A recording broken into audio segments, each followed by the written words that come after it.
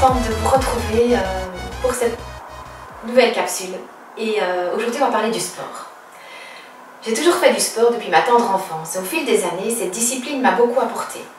Que ce soit au niveau de la tonicité de mon corps, malgré 4 grossesses, de mon poids, de ma capacité à relever des défis, de l'extériorisation de ma colère ou de mes tensions, de la rencontre d'autres personnes, de prendre l'air pour m'oxygéner les poumons, etc. Le sport, j'ai eu la chance de partie de mon équilibre aussi. Et l'équilibre aussi bien physique que psychique. Durant des années, j'ai donné des cours de fitness en soirée aux adultes. J'avais arrêté suite à ma 3e grossesse car je n'arrivais plus à assumer boulot, enfants, cours du soir, etc. J'allais donc courir de temps en temps pour compenser ce manque d'activité. Après ma séparation avec mon pervers narcissique, j'ai repris plus intensément la course à pied. J'avais tellement de choses à évacuer, à exorciser. Je mettais la musique à fond dans mes oreilles et je chantais comme une folle. Dans les bois, je courais jusqu'à l'épuisement. Souvent même, je pleurais pour toutes sortes de raisons. J'avais tellement envie de crier ma colère. Malgré les années qui avaient passé, j'ai vite récupéré ma condition physique et je suis arrivée à avoir les mêmes performances que j'avais eues bien plus jeune. Ah oui, la colère vous donne des ailes, on pourrait dire, et de l'adrénaline, ça c'est sûr. Et puis j'ai fréquenté une salle de sport, j'ai pris un abonnement il y a maintenant 18 mois. Le gérant, au courant de mon expérience professionnelle en tant que coach, m'a demandé si je voulais donner des cours de step et de body sculpt. Donc des abdos, fessiers, voilà, certaines soirées. J'ai rigolé, à 45 ans, j'avais passé l'âge. Mais encore une fois, rappelez-vous que je suis quelqu'un qui saisit toutes les opportunités. Alors j'ai repris mes entraînements de manière plus consciencieuse et j'ai écouté mon corps et ma tête. Mon corps avait l'air de bien suivre et ma tête me disait que j'avais besoin d'argent. Oui, j'étais seule avec 4 enfants, pas de pension alimentaire, enfin, rien n'était payé de la part du père, donc en fin de compte, ce n'était pas une idée si stupide que ça. J'ai donc foncé, j'ai donné ces cours du soir à raison de plus ou moins 5 heures par semaine pendant plusieurs mois. Les bénéfices de cette sortie de zone de confort? Rencontrer des adultes très sympathiques qui vivent la même passion que vous, le sport. La recherche d'un corps potable. Oui, raffermir son corps et récupérer un poids idéal. C'est vrai que j'avais beaucoup grossi les derniers temps, passé avec mon mari, et puis j'ai maigri très fort après notre séparation. Et puis un revenu complémentaire en ce qui me concerne. Un regain d'énergie, reprendre confiance en soi, et rebooster son estime de soi en bougeant sur la musique. Et puis en enseignant à un public composé de femmes et d'hommes de tout âge. J'ai aussi développé ma créativité lors de la création de mes chorégraphies. J'ai rééquilibré mes neurotransmetteurs dans mon corps. Sachez que le cortisol est l'hormone générée quand nous sommes stressés. Et ce neurotransmetteur est un poison. Il est indispensable de faire chuter son taux le plus rapidement possible et de favoriser la sécrétion de l'hormone antagoniste, qui est la DHEA, qui s'occupera de ramener l'équilibre biochimique. Et puis aussi, j'ai la fierté du surpassement. Et même si on ne vous demande pas de courir un marathon, si on n'en a pas envie, le surpassement dans l'effort est tellement source de fierté. C'est une détermination à s'améliorer, à repousser ses limites et à ne jamais abandonner. Cette force, tu l'as en toi. Nous l'avons tous en nous. Et le plus important dans le dépassement de soi, c'est de parvenir à fonctionner avec le mental, comme le font les sportifs de haut niveau. En fait, avoir un mental de winner. Quand l'athlète arrive à ses limites, que son corps souffre, c'est à cet instant qu'il tente, grâce à son mental, de se surpasser. Et avoir un mental de gagnant est donc essentiel. Alors en quelques lignes, je vais juste vous donner les 4 leviers de surpassement. La passion est une véritable source de motivation. Elle engendre le désir et l'enthousiasme, nous permettant de vouloir relever toutes sortes de challenges. La pugnacité, ou on dit aussi la ténacité, c'est une qualité indispensable pour se dépasser. Avoir la capacité de focaliser toute son énergie sur un objectif précis caractérise le comportement d'un winner. Et face aux épreuves, d'aucuns abandonneront alors que d'autres feront preuve de persévérance et même d'acharnement pour réussir. Le 3e levier, c'est l'obsession d'évolution. C'est donc aussi l'un des facteurs clés dans le succès et l'atteinte de ces objectifs. vouloir à tout prix réaliser quelque chose, évoluer, monter les marches une à une de votre chemin vers votre but, dépasser les limites et franchir les obstacles, quels qu'ils soient, ne peut que vous faire gagner. Et puis le quatrième levier du surpassement, c'est la vision de la réussite. Nous voir en haut de notre escalier abstrait, avoir gravi marche après marche, nous voir réaliser nos rêves et remporter notre défi amène tellement d'émotions dynamisantes que cela nous apporte la motivation et l'enthousiasme pour aller au bout du chemin. Et cela, quelle que soit la douleur et les embûches. Donc vous l'aurez compris, notre état d'esprit est essentiel.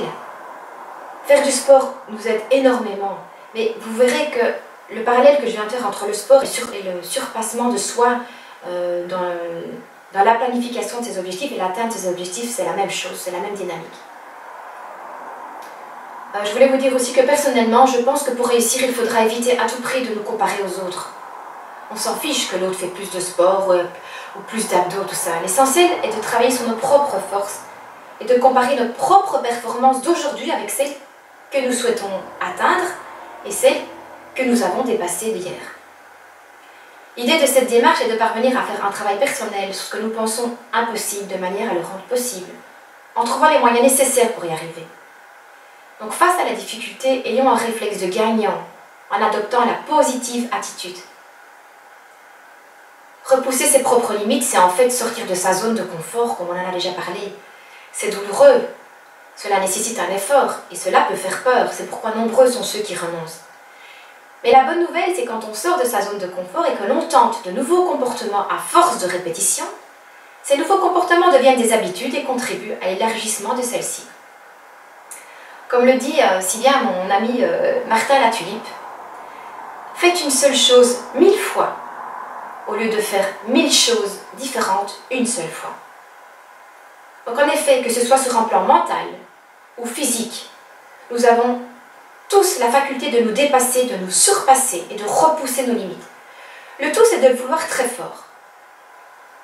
Par exemple, plus vous faites des abdos intensément, moins douloureux cela va devenir au fil des jours et plus vous allez être satisfait de vos tablettes de chocolat. Ainsi donc, la fréquence et l'intensité sont les deux paramètres importants pour repousser vos limites. Je répète, pas seulement dans le sport, aussi pour atteindre vos objectifs. Voilà, le sport a été pour moi une de mes soupapes de sécurité quand j'avais envie d'exploser. Ne trouvez pas l'excuse que vous n'avez pas le temps de bouger non plus. Aujourd'hui, j'ai encore 1000 projets en tête, mais je vais conduire ma petite dernière en poussette à l'école tous les matins, et ce en courant. Elle s'amuse comme une folle, et moi ça me motive de la voir rire aux éclats, et en plus c'est bon pour la santé. Et puis je ris aussi de voir la tête des automobilistes que je croise, et qui me prennent peut-être pour une cinglée. Qu'est-ce que je fais aussi? Je monte des escaliers au lieu de prendre l'ascenseur. Et je ne me gare plus aussi près du magasin où je me rends. J'ai aussi acheté un mini trampoline et 7 minutes de rebond est excellent pour évacuer les toxines qui s'accumulent dans notre système lymphatique. Voilà, vous verrez que c'est pas vraiment du sport, c'est bouger. Et c'est déjà très bien. Avant, je pétais les plombs et je criais sur tout ce qui bouge.